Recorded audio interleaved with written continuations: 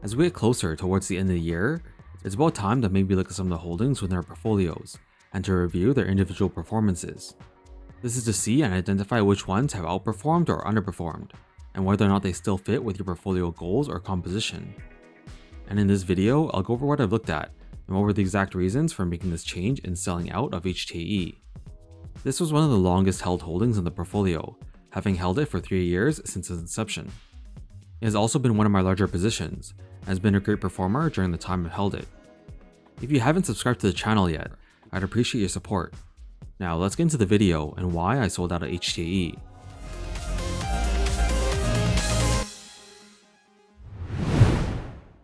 For context, as already mentioned, HTAE has been a core holding since I started a position 3 years ago on November 8th, 2022. As I'm making this video, I just noticed this, but I end up selling HTAE at basically the 3-year mark on November 10th, 2025.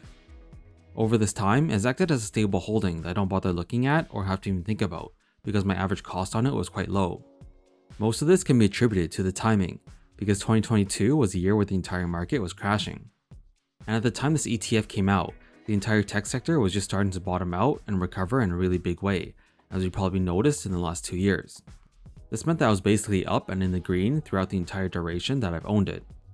But just because it's in the green doesn't always mean it's performed well when compared to other options out there, and it could potentially mask the underlying performance if it has underperformed.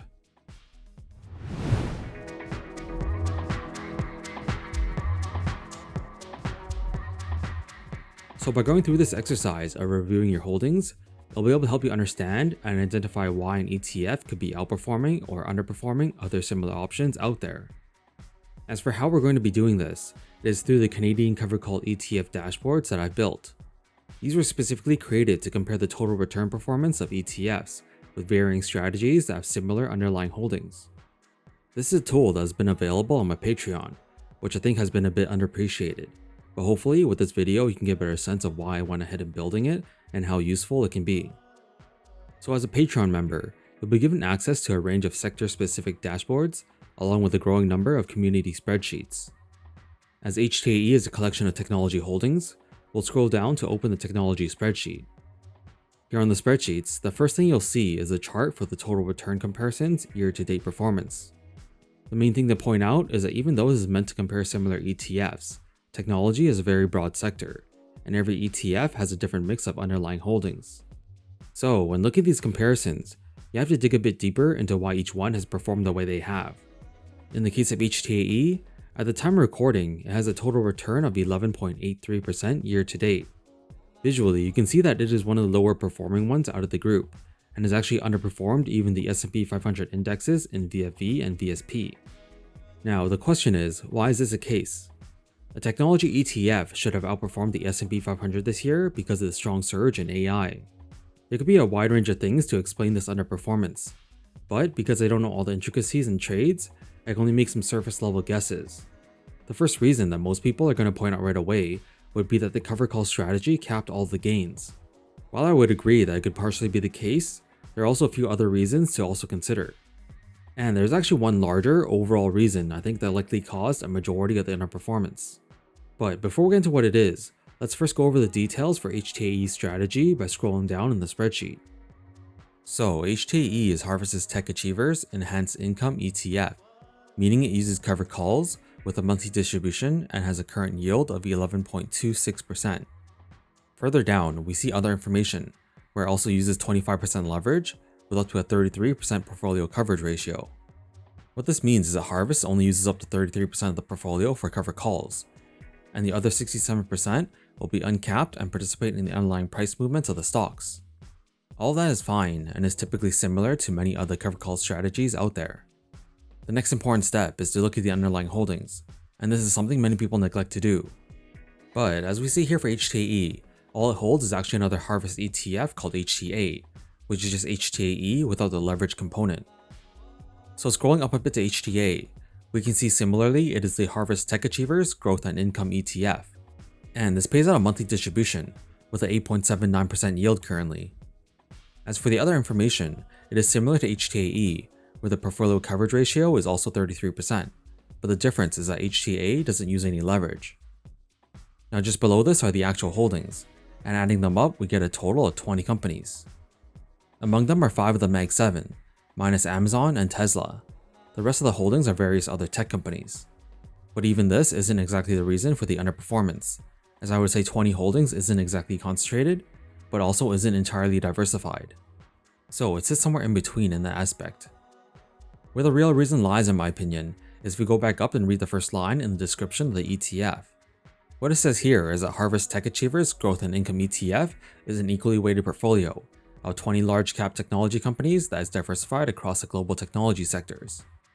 And that here is what I think may have hindered most of the performance, which is the strategy of having the portfolio be equally weighted. What this means is that every quarter when they rebalance, the fund may sell parts of the winners and buy into the ones lagging in order to get back to an equally weighted portfolio. So rather than letting the best performers continue to run and become a larger part of the portfolio, they are trimmed or reduced to reduce the risk of being overly concentrated by those names. On the other hand, there's the strategy of having a market cap weighted portfolio. What this means is that while every quarter they will also rebalance, but will instead be based on the market cap of the underlying holdings. So the largest companies such as Apple, Broadcom, Microsoft, and Nvidia will be weighted higher, and therefore become a larger influence on the performance of the ETF. The risk is then the overall portfolio will be more concentrated on these big name companies and their movements. When these do poorly, the overall performance of the ETF will also be poor. But when these do well, the overall performance of the ETF will also be much greater. So there is a clear distinction between these two strategies, and when it comes to the indexes themselves, many are predominantly market cap weighted. This isn't to say that equal weight is a bad strategy, but in the case of dealing with Magnificent 7 stocks, it might not be the best choice when you're mixing it within a basket of other smaller large cap or mid cap stocks. The best way to possibly visualize this would be if we plotted all the holdings together on a chart for you to see. So using a tool like TradingView, I can add all of them one by one to the chart for us to compare. There have been some really great performers, with many large cap names like AMD, Google, Broadcom, and Nvidia doing very well, posting 30 to 80% gains. But because HTAE is equally weighted, only a small part of the portfolio experienced the upside. While 6 out of the 20 holdings, which are weighted similarly, experienced negative returns year to date. So while HTAE has experienced positive gains this year, this could be why it has comparatively underperformed the indexes and other ETFs with similar holdings. Knowing all of this now, if we look at the chart again, HTAE, HTAE, and HTAE.B actually rank as the bottom 3 performers. Because HTAE.B and HTAE are both based on HTAE, it's clear why this is the case now. Again, there are other factors as well that could have contributed to this underperformance, but for me, this is what I think is one of the biggest reasons. One way in which we can see this example play out and similarly compare is within the ETF on here, and that is QQQY from Evolve ETFs. I want to make clear first and foremost that this is not a perfect comparison, but it is one I've seen a lot of people often make online. And as we can see on the chart, QQQY has nearly doubled HTAE's returns year to date. This is quite a large underperformance, and so I'll now go over and analyze why this might be the case. Here we can see more details about QQQY and see how it may be similar or differ from HTAE. QQQY is the Evolve Nasdaq Technology Enhanced Yield Index Fund. It is also a covered call ETF, which pays out a monthly distribution and has a current yield of 13.82%. If we read the fund information, it says that QQQY seeks to replicate, to the extent reasonably possible and before fees and expenses, the performance of the Nasdaq 100 technology sector adjusted market cap weighted index. The last part is what I'd like to point out again, as this ETF is market cap weighted and not equal weighted like HTAE is. Then for other information, QQQY actually does not have any leverage, and instead has opted to cover more of the portfolio, up to 50%, in order to increase the overall yield. So even without the additional use of 25% leverage, QQQY has outperformed HTAE so far year to date, which makes it quite impressive. And of course, we also have to look at the underlying holdings as well. Here, we see it holds many more stocks than HTAE, and from the website, it looks like there are a total of 45 holdings. To make it easier to compare, here are the overall larger differences between the two ETFs I'll focus on. The first thing we'll look at is the difference between the equal weighted and market cap weighted approaches that these two use. In QQQY, it looks like Broadcom and Nvidia alone account for nearly 20% of the allocation within the holdings. In contrast, Broadcom and Nvidia only make up about 10% of the allocation within HTAE. By bringing up the Broadcom chart, we can see that year to date, the stock is up 46.72%. As for Nvidia, year to date it is up 30.86%. So because Broadcom and Nvidia make up nearly twice the amount within QQQY compared to HTAE, that likely helped in its outperformance. And then if we also include the two Google holdings, which make up 12.7% of QQQY and only 5.8% of HTAE, it'll be even more obvious. The GOOGL stock, which is what both of them hold, is up 62.15% year to date. And then the GOOG stock, which is only in QQQY, is also up 61.89% year to date. So it's quite clear here that QQQY, because it is market cap weighted, has seen better performance overall due to its larger allocation in these big performing names. The next thing is the use of leverage. With the added 25%, we would assume that it would have helped HTAE perform closer or outperform QQQY. But as already pointed out, by having the holdings equal weight means that the winners don't get to keep running, and we know that leverage also works both ways, where it can amplify losses. With 6 out of HTAE's 20 holdings in the red, those likely became more of a drag to the overall performance and offset the winners. And finally, the last would be the difference in holdings, where HTAE has 20 holdings and QQQY has 45 holdings.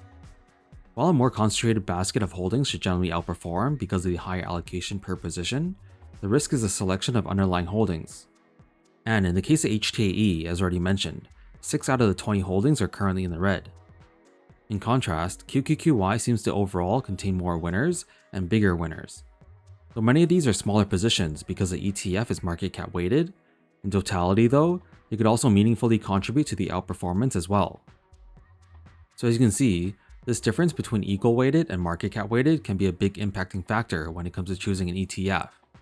More importantly is also understanding this difference in strategy and identifying what it is that may have caused the outperformance or underperformance. And that is why I think this tool is so useful, where you can easily see at a glance how other similar ETFs compare to each other. So as a result of this analysis, I ended up selling out of HTAE even though it has performed very well for me since owning it. The underperformances here when compared to the other covered call ETFs is just too great to ignore, and I can confidently assure myself that this was the right decision. From the sale, I actualized a profit of $1,528.53, with a total of $1,503.45 in distributions collected, for a total return of $3,031.98. In terms of percentage, that would be a total return of about 60.02% on a non-ACB adjusted basis. So I would say that this still worked out very favorably, and I have no regrets owning it.